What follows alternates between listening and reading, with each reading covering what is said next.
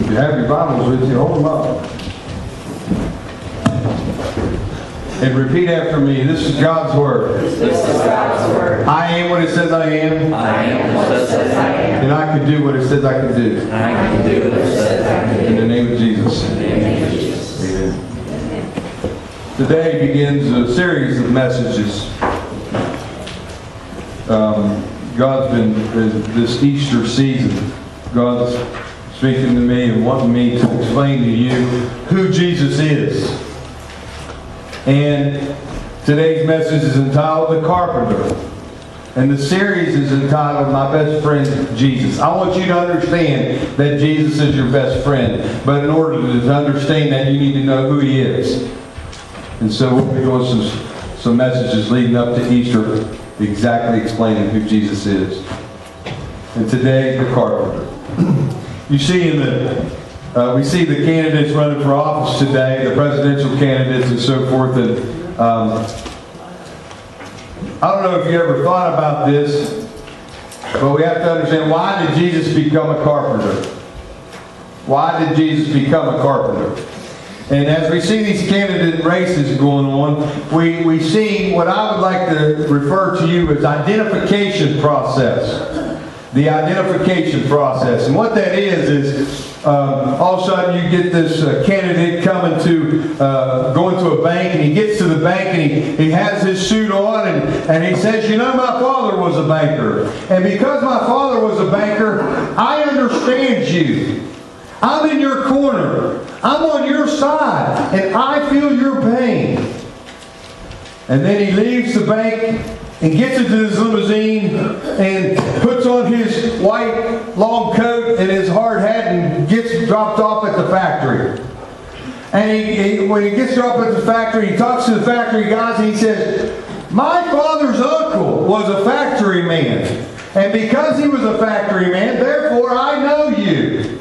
And I understand you. And I'm in your corner. And I'm on your side. And I feel your pain. And then he leaves the factory. And then he gets to the hospital. And he talks to the doctors, the board.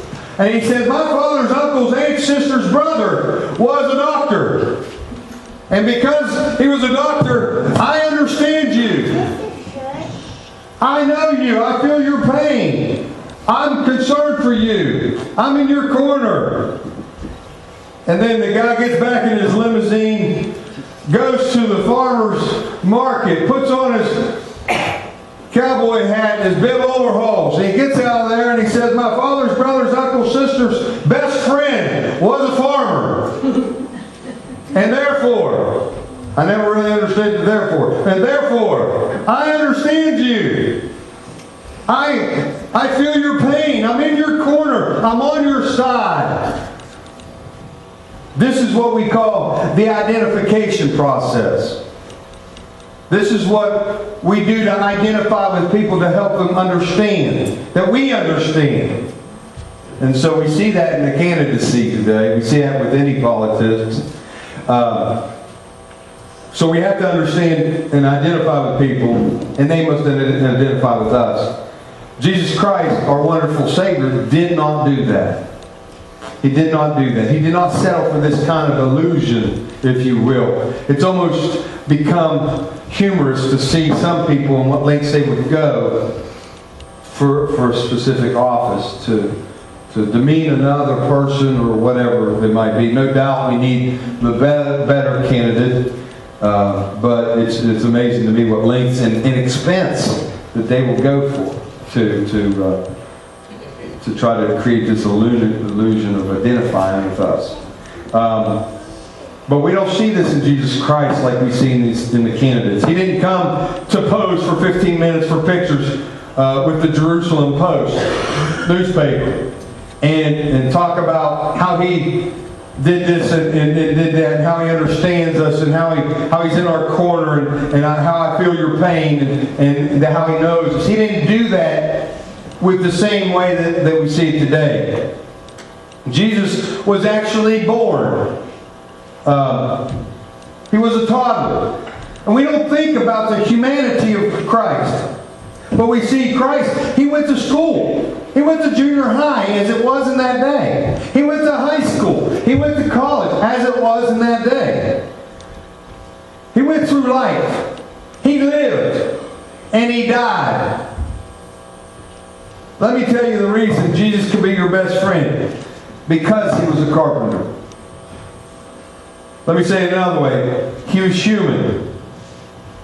And I want to show you a few verses to explain that Jesus was every bit human. Hebrews chapter 2. Hebrews chapter 2, verse 17.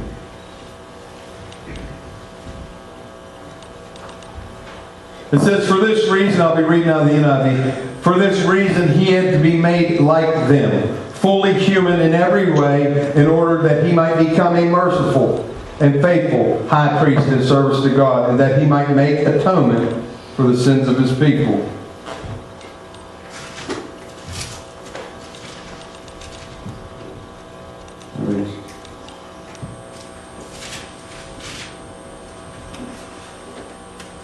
All things. Let me see the King James version, or a version. Does it have the word propitiation in there? Huh? Yeah. 17, King James version. But with whom He was grieved. Wait a minute. 2. Okay. 17. Yeah. Wherefore in all things it behooved Him to be made like unto His brother, you and me, that He might be a merciful and faithful high priest in things pertaining to God, to make reconciliation for the sins of the people. This is the best friend. Thanks, Joe. This is the best friend, Jesus Christ, that we're talking about. He was made all things.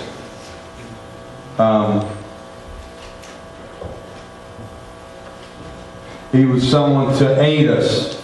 He is someone to aid us in all things that we are tempted in. Fully human in every way.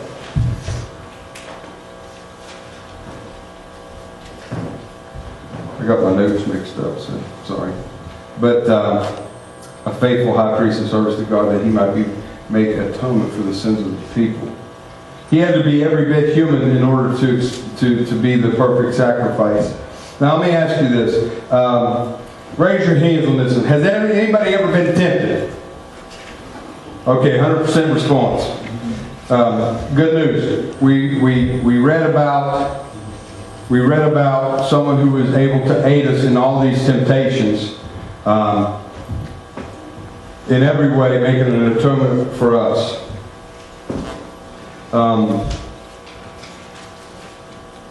We've all been tempted. We've all been there. Jesus was tempted for us. And there's 2 words I want us to help us understand. Okay? The expiation and propitiation. And I know it's a little bit to take in, but expiation and propitiation is 2 different things. The expiation, it looks like forgiveness from the perspective of sin or the sinner. Forgiveness from the perspective of the sin or the sinner. Now, propitiation looks at forgiveness from the perspective of God. So you can look upon sin in one way, that's expiation, and propitiation is the way God looks upon it. Okay? Let me explain again what this means. The word expiation means to cover or to cleanse or to remove the sin. But that's not all what needed to happen. That's not what all Jesus needed to do. There was more that Jesus needed to do for His sacrifice. For thousands of years, they had animal sacrifices. That covered the sin. Okay, with the blood sacrifice of the animal, it covered the sin. But what Jesus did was different. It wasn't only expiation, which is what they did with the animal sacrifices. It was also propitiation. And I want you to listen to me carefully. Propitiation means to completely satisfy the wrath, the judgment, and the justice of God. It's to completely satisfy the wrath, the judgment of God. Okay? We have to understand that God is the offended party when it comes to our sin. That God is the offended party. He is holy. He is perfect and righteous. And our sin has offended that righteousness of God. When we sin, it offends God. It's unclean to Him. He's perfect. He's holy. Our sin has... You ever see the Lady Justice? Okay, and she holds a set of scales, and our sin has tipped the scales. Okay, before Christ. Our sin has tipped the scales, and what put the scales back in an equal position was what the righteousness, Jesus Christ's righteousness, was put on the other side. And that's what tipped them level. We have to understand this. What I'm telling you is that God's judgment, God's justice, God's wrath has been completely satisfied in Jesus Christ. Completely satisfied in Jesus Christ. What Jesus Christ did on the cross completely satisfied the wrath of God and what you and I deserve. Amen. There is nobody in here that is worthy to go to heaven. If you are, raise your hand. Nobody is worthy to go to heaven. Because there's nothing that you can do, and it's amazing the efforts we go to seek your approval. To say, I am holy. I'm good enough. We see it on the videos in the way of the Master. People think they're good enough to go to heaven. But it doesn't take being good enough to go to heaven. It takes Jesus Christ into your life to go to heaven. Now, my crown may have more jewels in it than yours, or yours more than mine. It just depends on how we use our Christian life here on this earth. I'm telling you that there is nobody worthy in this sanctuary of going to heaven. It is because of what Jesus Christ did is why we have access. And that's all of our sin. And that's the sin you're going to do tomorrow. The sin that you did today before coming to church is covered and forgiven. The sin that you're going to do tomorrow, it's covered as well. Because if your sin you're going to do tomorrow hasn't been paid for, then Jesus Christ has to go to the cross again and die. I am telling you that when you come to Christ with a repentant heart, asking for forgiveness, you are forgiven. That's right. Simple as that. Jesus is going to have to, Jesus will have to go to the cross again if your sin that you will commit is not forgiven. It don't work like that. I'm telling you, if you make a mistake tomorrow, God's not mad at you, but He is grieved.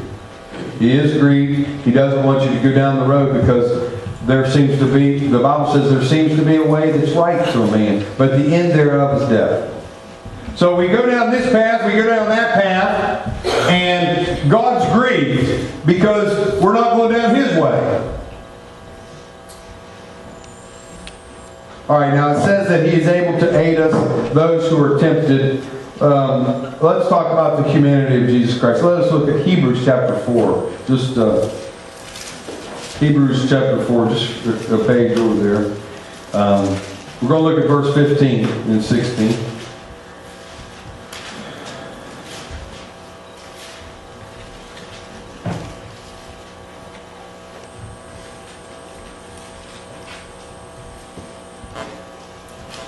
It says in there, for we do not have a high priest who is unable to empathize with our weaknesses, But we have one who has been tempted in what? Every way, just as we are, yet he did not sin. Let us then approach to God's throne of grace with confidence so that we may receive mercy. Notice it says God's throne of